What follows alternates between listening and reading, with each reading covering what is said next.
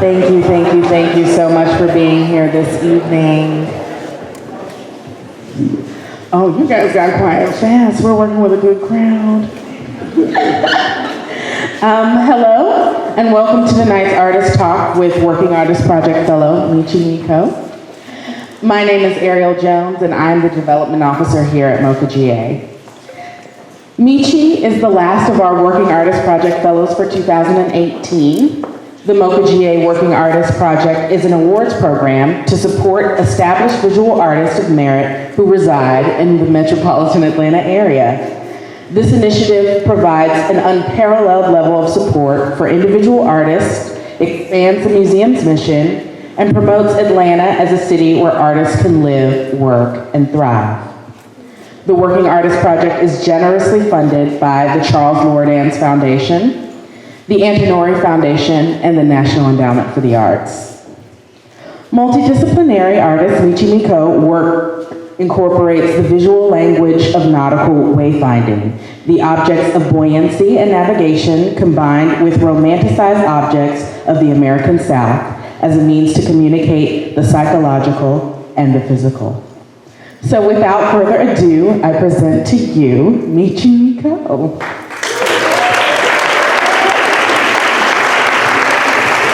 That was a lot of stuff. But the whole object of this is to prepare you for arrival.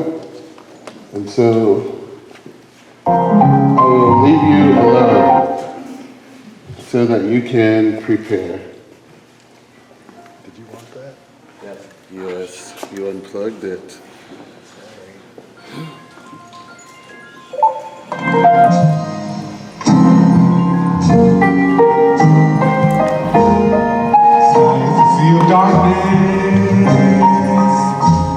When there is no sun, the sky is a sea of darkness. When there is no sun to light the way, when there is no sun to light the way, there is no day, there is no day, there's only darkness. Darkness. The sky is a sea of darkness. When there is no sun, the sky is a sea of darkness. When there is no sun to light the way, when there is no sun to light the way, there is no day. There is no way, there's only darkness, eternal sea of darkness.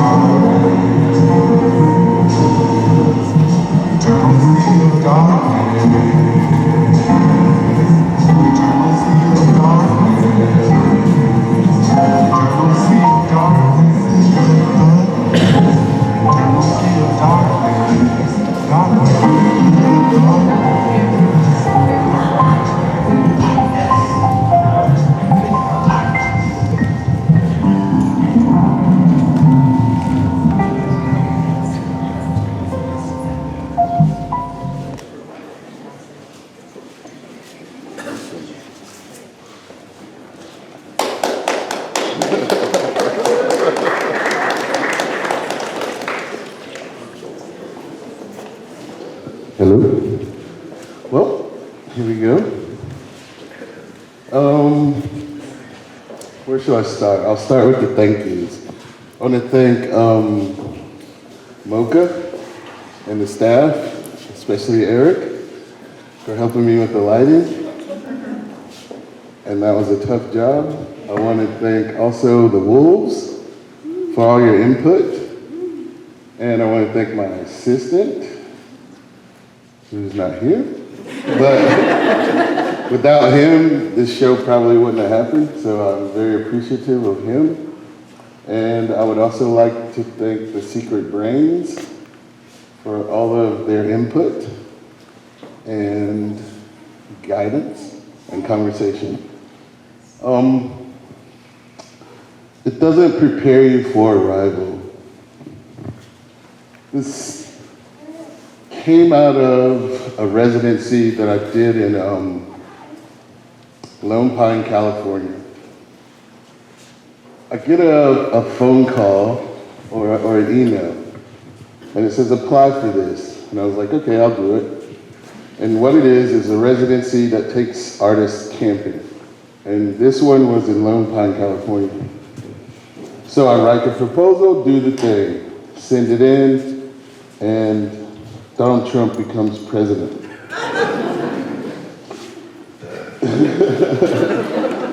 So when I look up this place, where am I going, I instantly look at the demographics. Who lives here? I want to know who lives here. It says 0.1 or 0.2 black. I was like, well, okay. And then this guy becomes president. So how did they vote? So you look, oh, the whole country voted red. So I have to go now to this place where black people don't exist, and they all voted for Trump. So stereotypically, in my mind, I'm gonna be the only black guy in town.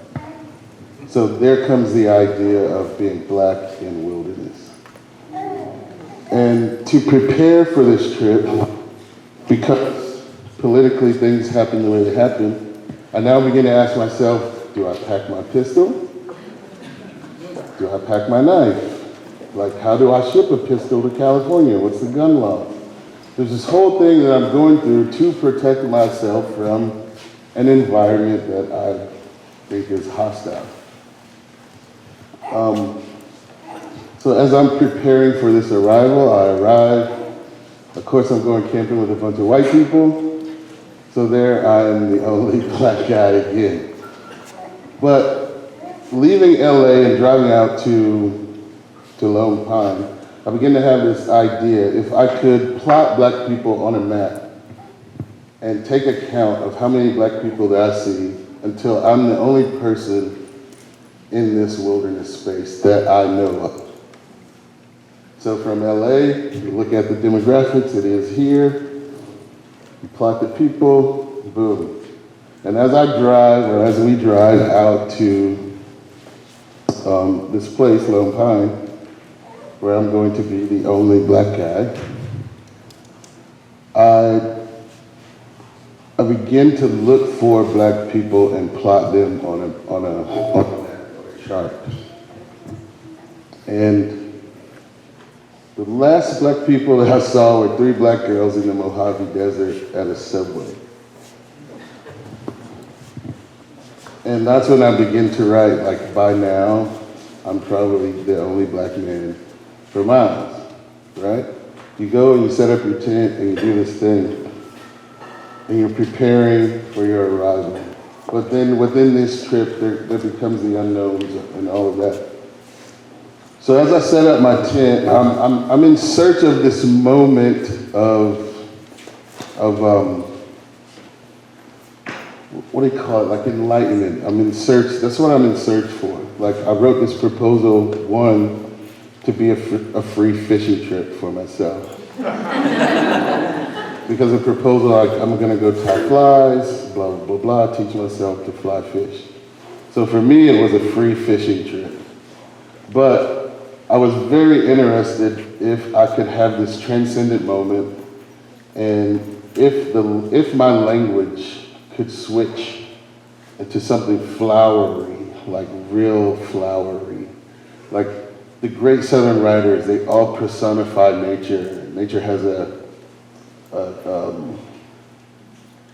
like a personality. It becomes alive, like the wind and the this and that. So I was in search of that and what that sounds like from a Black perspective, while also trying to find another Black person in this wilderness. So I got all these projects going on, and I'm in search of this moment, this sublime moment. But what I begin to realize, at the foot of my tent is a place called the Alabama Hills. And so from my campsite, I could look down onto the Alabama Hills. The Alabama Hills is named the Alabama Hills because these guys like the Confederacy, blah, blah, blah. And so they started naming their mining places after these Confederate places. So this was the Alabama Hills. But then just behind me is the Asheram House, which is supposed to be this very spiritual place. It's at about, I think it was about 8,000 feet, maybe. So I'm here at about 5,000, and then just below that is these Alabama Hills. So I began to think about this space and how I'm caught in between these two things. Like this history that followed me from Atlanta, from the South, and is now in the wilderness. But then there's this place that I'm trying to go, this elevation that I'm trying to reach and have this spiritual moment. But I'm stuck in the middle of that. But then when you realize where you are geographically, you're at Mount Whitney, which is one of the highest peaks in the US, and then just to the left of that is Death Valley, which is the lowest place. So I began to think about all of these things as well, like where I am positioned in this wilderness space and what are the chances that I get to meet another Black man on this trail or on this journey. And then will the language in my notebook become like John Muir? Will I have this great Black Hemingway moment, this great Black moment where my language, I can write something very poetic that only Black people can get. You know what I mean? Like, I want this moment. I'm searching for it, but I'm stuck in between this history and this other thing that I have to work to get to. The other one was easy because you're just going down. Like so I'm thinking about this project, and that's where this work comes from. It's me being isolated, searching for a moment, searching to hear my voice, and how nature sounds from a Black perspective. Because what I begin to realize too is all that we know about nature and the language of nature comes from white males.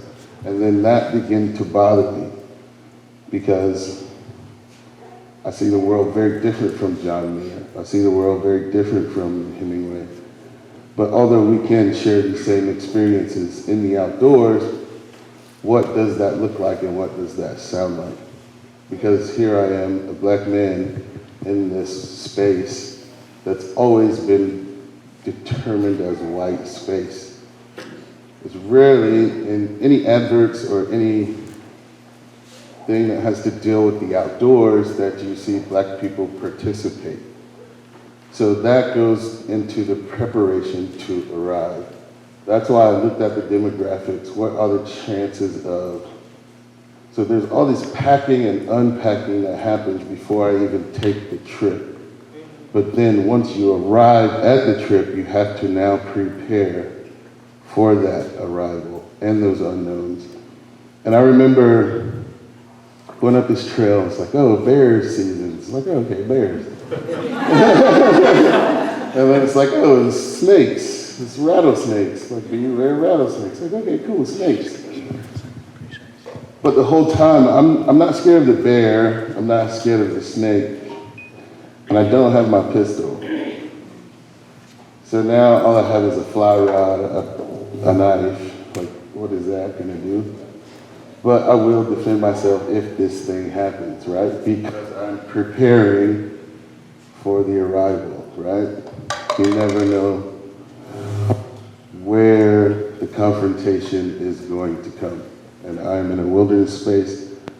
I could disappear off any trail, right? So there's all these mental things that are going on while I'm trying to have this sublime moment. God, it's such work. But anyways, from my campsite, I'm stuck between these two places. And this image will probably be, it is right where my tent sat, and that looks towards Death Valley. And it also looks over an old dried out lake bed. I think that was part of the LA River. But that's where that place is. But also too, I'm a big fisherman, so I love the ocean. And that is another place. I don't know if you guys have been to Destin, Florida, but they got those jetties out in Destin. And that's one of my favorite places to fish, but it's also one of the most dangerous places to fish, especially at night. But then on those fishing trips, most of the time I do have my pistol, and I am prepared for that arrival when I get to that space. I'm not really sure how much I want to give you guys.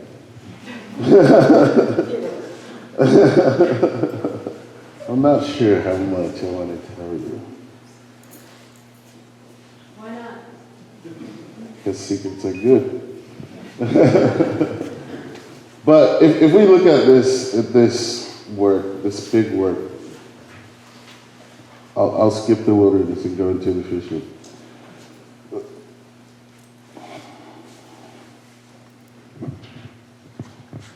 Imagine being surrounded by water, by yourself, in the dark, on rocks that are bigger than Volkswagens. And if I think about this just as a natural piece, yeah, it's beautiful, it's natural. But then if I think about it very politically, which my work is always very political, then there's always, from the water, this rage. And for me, that rage, if we're talking the layers that my work begins to work, there is a white rage that is happening. And depending on where you are you the cause of that? Is that splash happening because of you? Or is it just happening because of the rock? Are we going out or are we coming in? Because there is a dark looming, a black looming thing that we also have to consider. We also have to wonder, is it coming in? Is it going out? I don't know. I have to guess.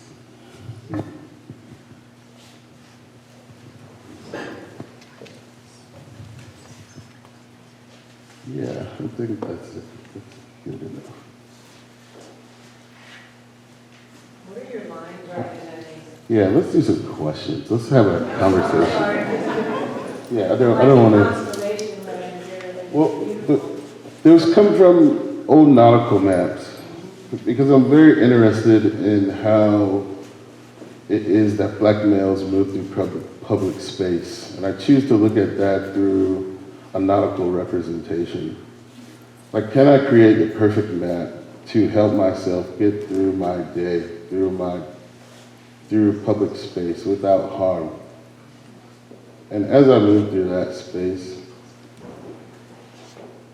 will I be okay? But then the map begins to break down. It begins to have contradictions.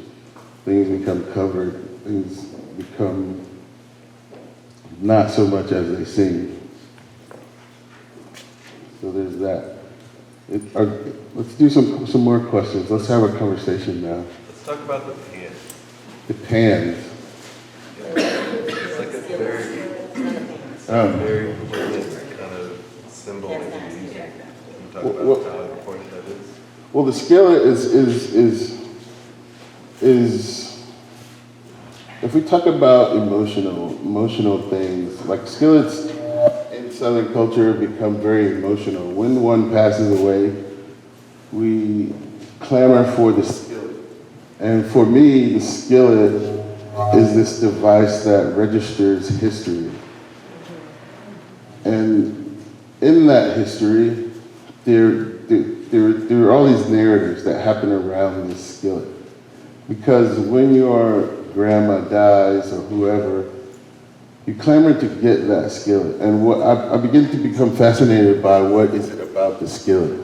And when my mother gave me my first set of skillets, she said, these will outlive you if you take care of them. So I became obsessed by that and what that meant. But then I also began to think about it as generational wealth. Because in the Black community, we are just now coming into a space where we are attaining generational wealth. But I began to think about it, well, we've always had a wealth. It's just not like the money. But there's something very valuable about having your grandmother's skillet. And that relates to every Southerner or every person who's ever been a cook. So I began to think about these things as, can they exist as Rococo? And what does that look like? And it looks like a skillet that's had its time, it's a thing, and once it's gone through its process, it gets a beautiful German glitter glass and a gold handle. So it becomes this thing of even more importance. But it's also heavy and it's Black, and I think that that's awesome. So let's keep the conversation going. Why did you choose these colors? Because in art history, it's rare that paintings have Black. There are very few artists who use Black. And so I became very curious. Like, the work that I did before this was very pastel. But then I'm searching for a pure voice. I'm searching for something very pure. But then I'm also trying to poke my finger at art history and make these Black paintings in the different tonalities of Black that are out there. Like there's ivory, there's Mars. I got this Black called Black 2.0. It's like the flattest Black available. I didn't even use it on this, but which is weird. But so I'm questioning art history, but I'm also making a statement about Black. Like it is beautiful. You understand what I mean? Like I'm making a very poignant statement. It is a choice. Can I do this? Can I create depth? Can I create a painting worthy of the canons of art history using this singular color? Also with the gold leaf, taking the gold leaf out of its pristineness. I come from like a graffiti background, so like everything is detritus. I'm fascinated by junk. I'm fascinated by the torn up and the rugged and the raw. So can you take something that's supposed to be so special and just ruin it,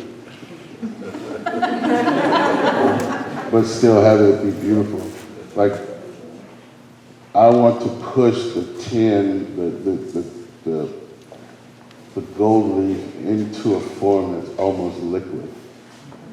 Like, how do you take this thing and push it across and not be so delicate with, oh, it's gold leaf? Tell us about this wall over here. And the fact that it comes to a circle as opposed to just being a tray. Well, this also happened in Lone Pine. We did a night where we all took our sleeping bags out and we all laid together, and we had some friends play those bowls. Yeah, the singing bowls. We also had another friend who had a laser pointer that could point to the stars. It's an amazing laser pointer. But in laying down and doing this thing, and we're in California, and I'm heavily medicated. But as we're listening to the bowls, and they're going, and we're in the wilderness, we're in the dark, it's pitch. I got my thing going, and we're all cuddled up together, and we're listening to stories of indigenous people. And so in this mind state, I'm thinking about, like, how is it? Like, why and when and how? So I began to think about Black people's travels astrologically. And I began to think about, like, as I'm listening to other indigenous people's stories, I'm beginning to think about, like, well, how did the African know to go north? I was like, why is that special? Like, why, how do you know to do that? How do you know that if I go this direction, whoever you are down here, I'm away from you? So, as I'm going through this process and I'm thinking about these things, I'm thinking about the sky being this folded mass. Like, can the sky itself become more than what it is? And if it does, then what does that look like? But as I'm having that thought, I think about the Dogon. Like, how did the Dogon know, long before the European, about stars and travel and all this stuff? And then I have this realization. I was like, whoa, we've always looked up. We've always looked at the sky. This is early GPS. And once I had that thought, I began to giggle to myself, and I was like, yeah, having a moment. And I began to think about early GPS and then the sky itself folding in on itself. So there is a mass. In all of these paintings, there's a thing that is looming. And so that's what it's like to be in between those two spaces, like that spiritual space and then this space where you have to deal with the history of the land. Let's keep the conversation going. I wanted to ask you, Yeah. I hear you speak about constantly having to balance between, trying to find this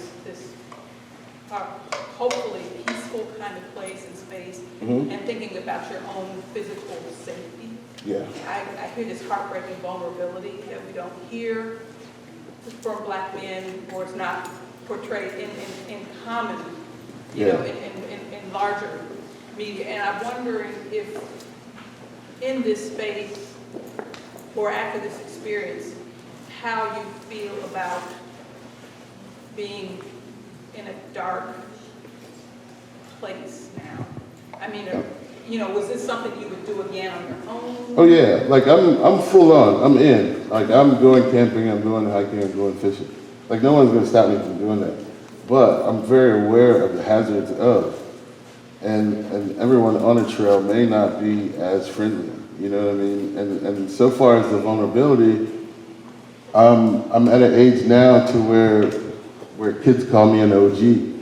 And for me, that has an importance to me in my community. Like, when someone says I am an OG, then I have a lot of responsibility with that. And so with that responsibility comes a vulnerability. Because when I was growing up, I remember the life expectancy for a Black male at that time was 21 years old. I already worked 2 jobs. I was 20. My birthday came around. I got the biggest suite, hotel suite. So I got a pocket full of money. I invited all my friends, invite everybody over. Did everything I was big and bad enough to do. And the next day I turned 21. I was like, all right, I guess I got a year to figure this out, or how do I live past this? You know what I mean? Mm-hmm. So when I became 22, I was like, well, that's over. But then, you see your friends die, you see someone else die. And then Next thing you know, you're 30, and you're like, oh, okay, like we're coasting, we're doing a thing. So there is this thing, there is this buildup, there is this thought. Like, I am so proud that I have gray hairs that it's pretty amazing, and that's what that vulnerability is about. Is that I feel like I have already beat the fucking odds. Like I'm a bad man.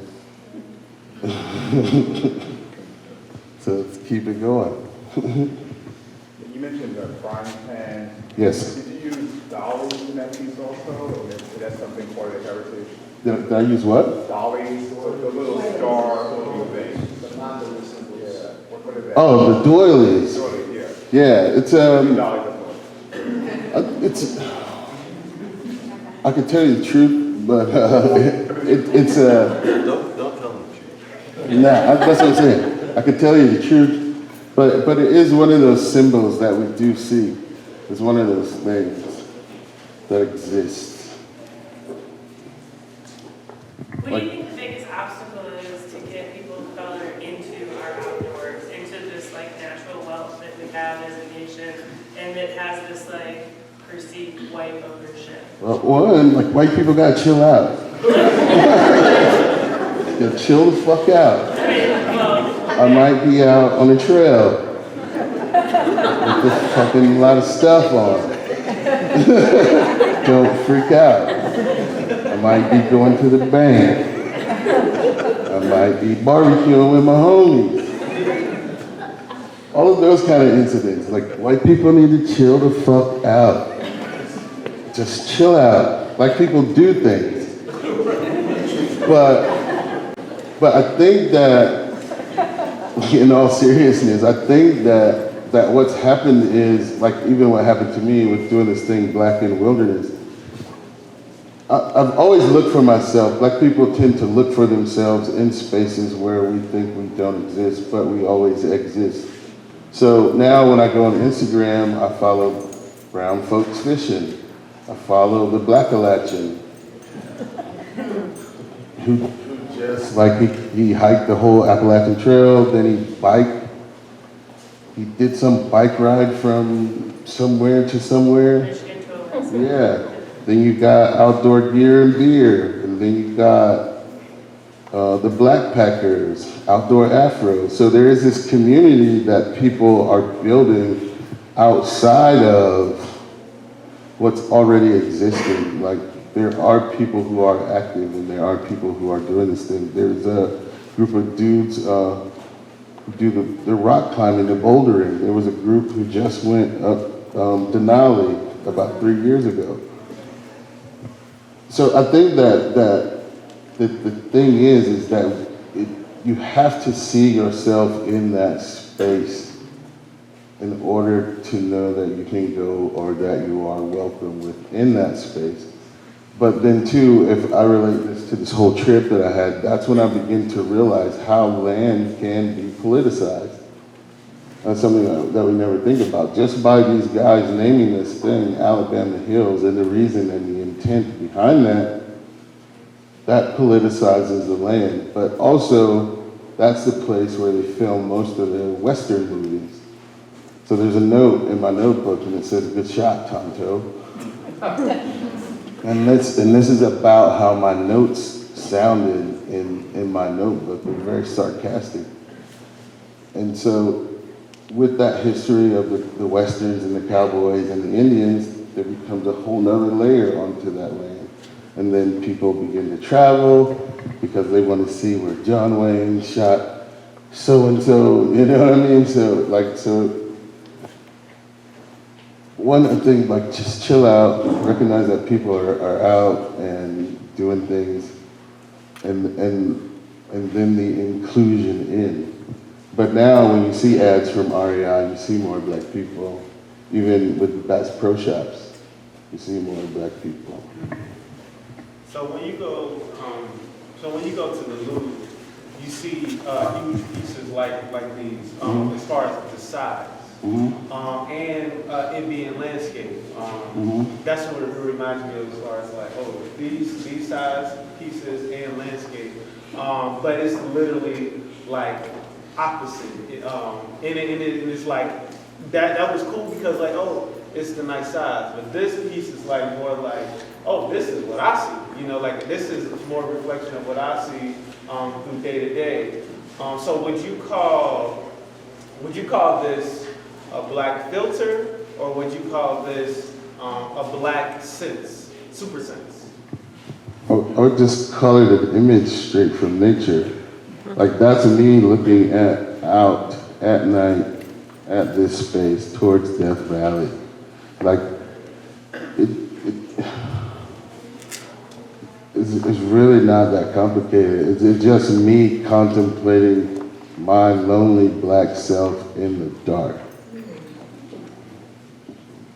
And when you're out in a wilderness, in a space, like, you begin to realize just how small you are. So if this painting was, if I had to give it, I would go for the super. What you talking? I would go for it, like, yeah, it's super. I would go for the super. The black etchings on your arm, when you paint on the board, I know there's a lot of purpose behind it. I kind of like watch some of your videos as you're doing it. What's the I guess what's behind those? Sometimes they're just arbitrary marks, but then sometimes they have more meaning than that. It just depends on how and where they show up. Sometimes they're like roadblocks, sometimes they're like obstacles or geographic things that I'm thinking about. But they definitely communicate like a barrier of sorts.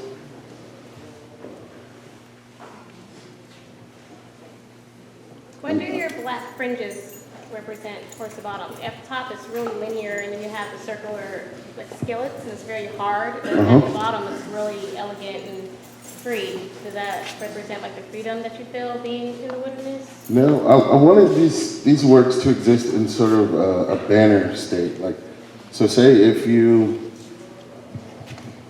I really don't like Rothko, and you can sue me, but I don't have the ability to build a chapel right now. So I'm sort of inviting you into my best attempt to make Michi's sort of chapel or my sweet spot, like this place in between daylight and darkness. But also, my very humorous me likes to think about it like the Goonies. Because the Goonies, they find a treasure map, they go on to an adventure, and then at some point they finally discover Chester Pepper Pie. And so it's in that sort of moment, in that sort of bliss is where I'm at and where I'm trying to invite you into my chapel. So if you came into here, you would recognize that these are coded messages left for you in form of a banner.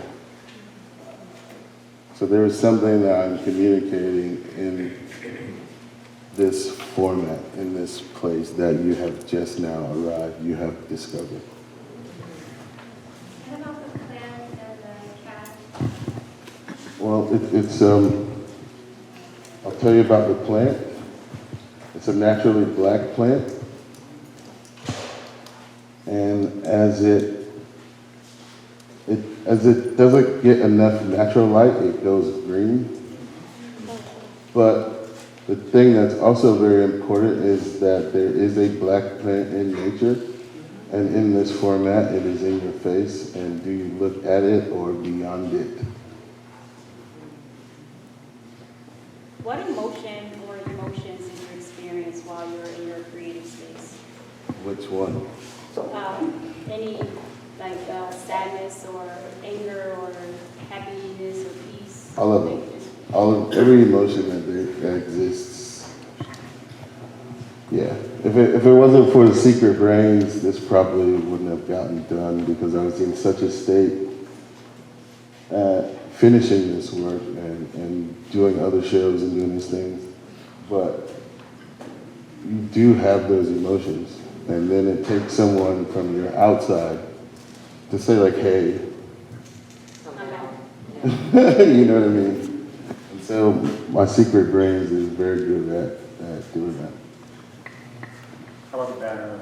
Let's talk about that. Yes, that one is a coded message. And I will not tell you everything about it because you have to realize what you're looking at.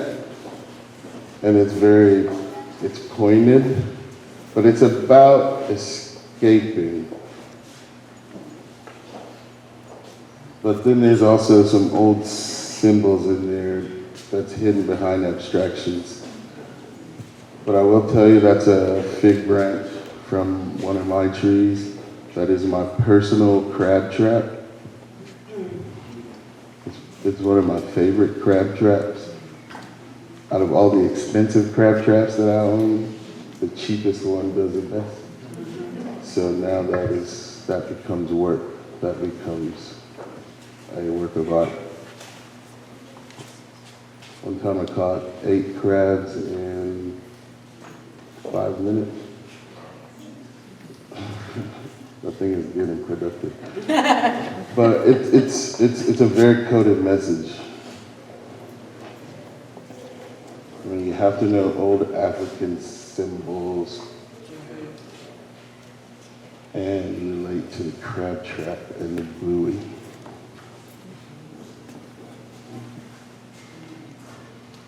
But it performed a thing. Any other conversations you're willing to have? Back to doilies. Doilies. You have to come to a studio because I'll tell you all about it. So can you talk about the musical piece that we listened to before the talk and how that relates to the whole ensemble and your phone call? Yes. Well, music is very important. And the reason why I played that piece is because it sets a tone of how I made this work. It sets the emotion for how I would like for you to feel when entering into this sort of chapel-like space. And there is a sorrow here, but there is also a happiness here. Because it's just at that moment of twilight. And I think that Sun Ra, that sky is a sea of darkness, I think that it communicates an entire narrative, something that I couldn't say myself. And like, why would I try to when he's already sort of set this emotion? But can I exist in that emotion? And can I get my audience to come into this emotion with me? And can I, just by changing the lights, make the space something very different, but also set the mood and the tone and the volume for the space? So it's something like that I'm thinking about very psychologically as I'm making this work, and trying to see if I can get the viewer to come into this space with me. Michi, Yes. how deep is the Sun Ra you get into, and how much is music, his catalog? Well, for this one, it was Don Cherry. It was more Don Cherry and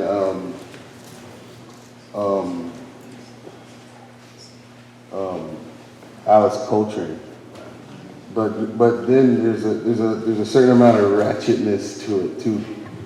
And OMB Peasy, he's from Alabama. He's a rough little gangster. And so I identify with that kid and what he's doing and the lifestyle story that he tells. So when we're talking about catalogs and all those things that sort of fuel this environment, it's very spiritual, but it's hyper aware of who it is. And that's OMB Peasy because he's, yes. Yes. How did you create that? I'll have to, yeah.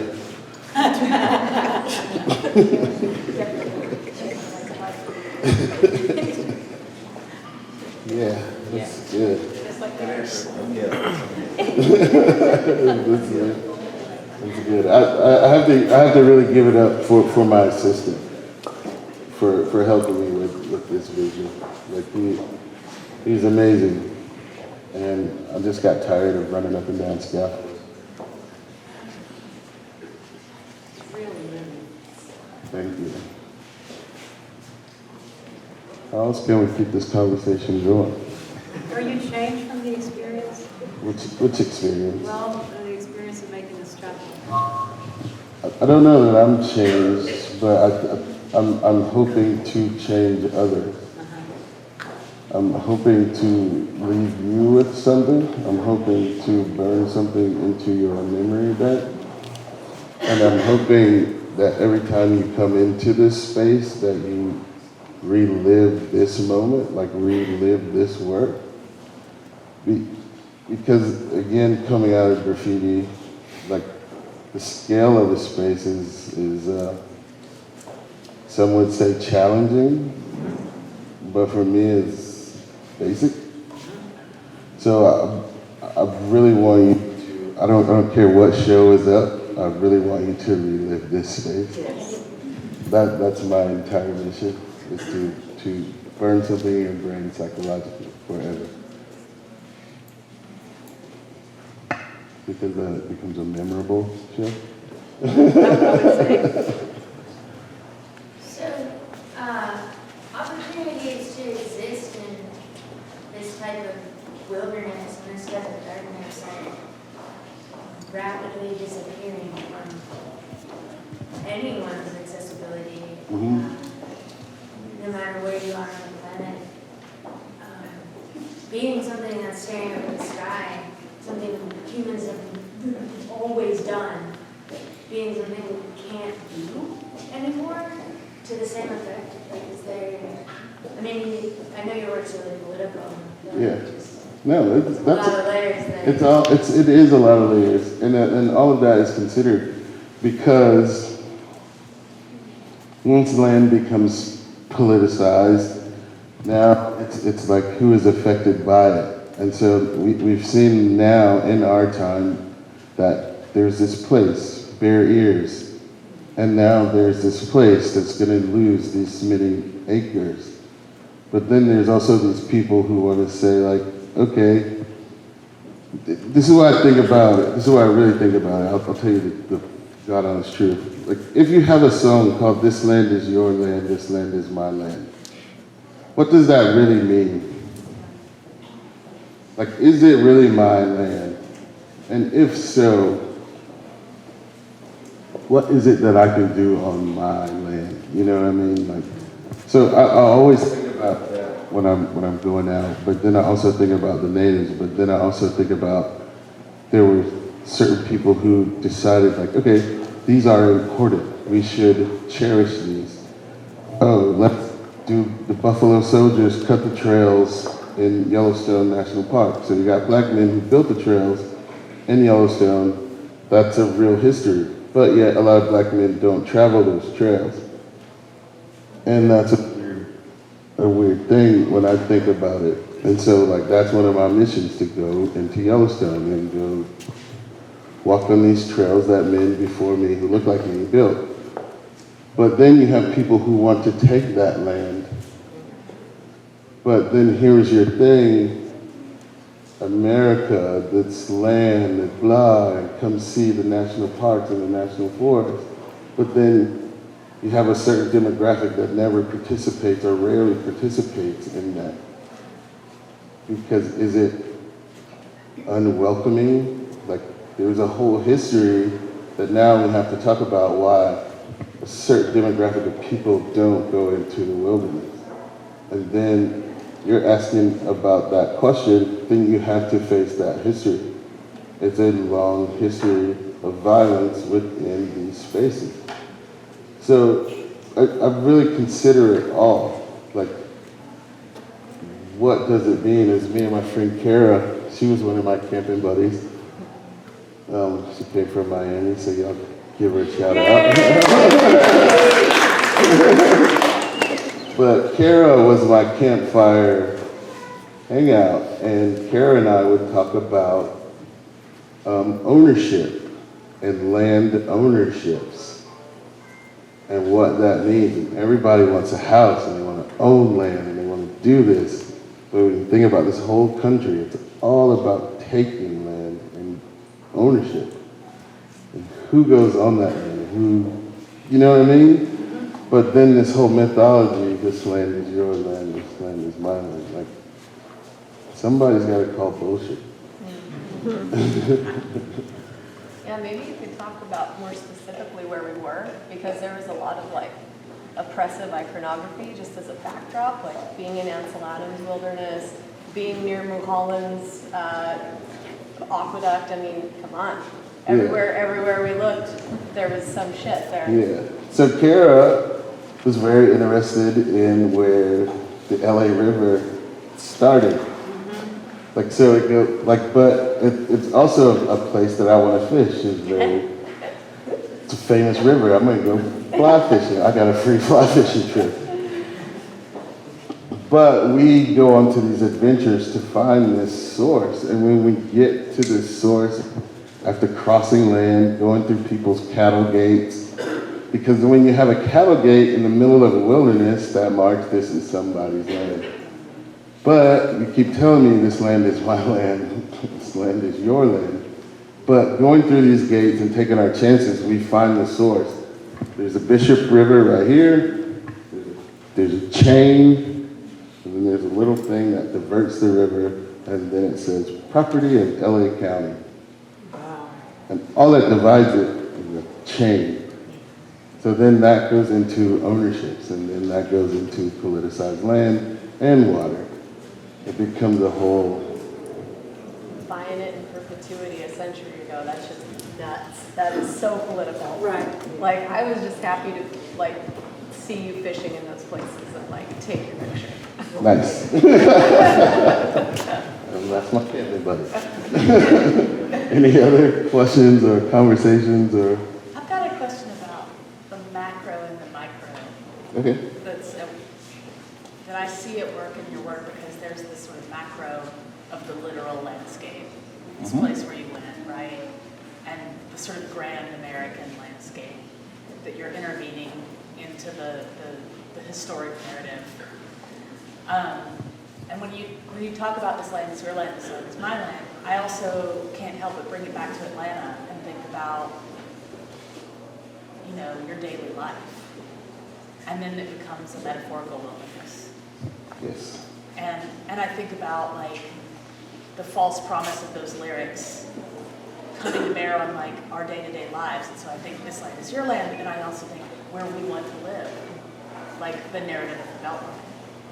And I think about how, like, there's this macro and micro that's always at work in the layers of your work, but also in the layers of experience, like the way that big national narratives play out in a neighborhood, or in, like, where you wake up, you know. And so you've talked a lot about the big experience of this going out into the wilderness, but I just want to hear a little bit about, like, how you carry it with you on your day-to-day here. Well, that's the idea behind the wilderness, or its duality in the work that I do, because there is this space that's out there that exists, it's wide and it's open. But then when you think about locally and going out into an unknown every day, that becomes a wilderness. Right. There was a time from 2012 to, like, when all those little boys were getting killed, then your community becomes a wilderness. So now, what does that say for me every time that I step out off of a porch or out of a restaurant or into my car? It's like the conversation that Tamashi and I had, and she just said it, you never know when it's your day to get got. So again, as I leave space, it is preparing to arrive at the next place. So there is a psychological preparation of what are you adding on and you're taking off, or you're stripping down and you're building up. And I don't know whether or maybe I'll just leave it at that before I go too far. Thank you. Yes. Hey. Hey. So I'm looking at your feet over here, and on the left-hand side there's 10 folds. On the right-hand side there's 13. Why? You're a nerd.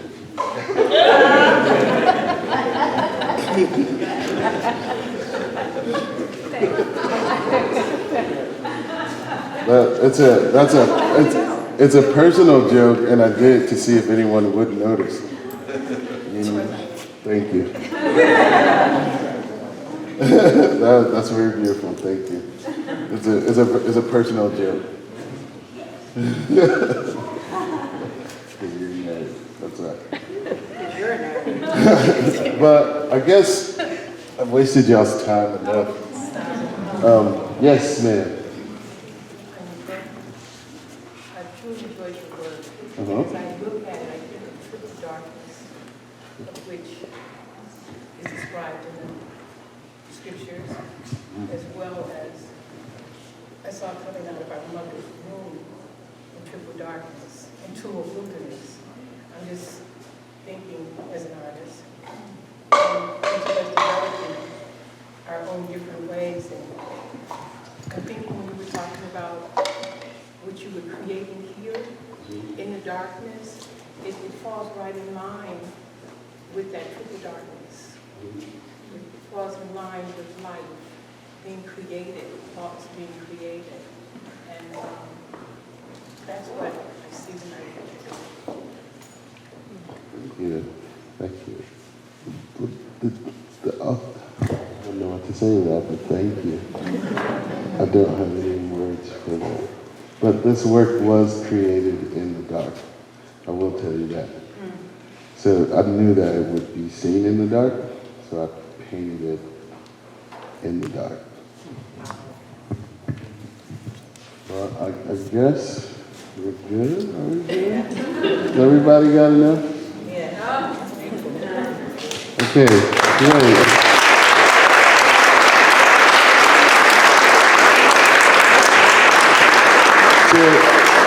So, I don't know if you read my statement.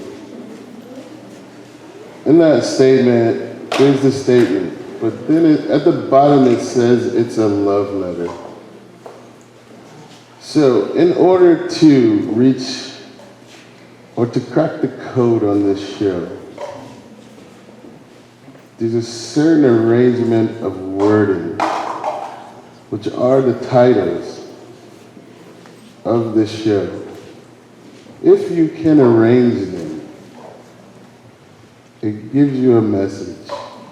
And in that message is the moment of my sublime.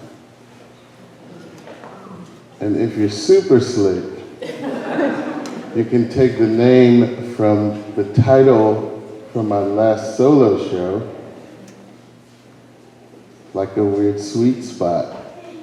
It doesn't prepare you for arrival. Right?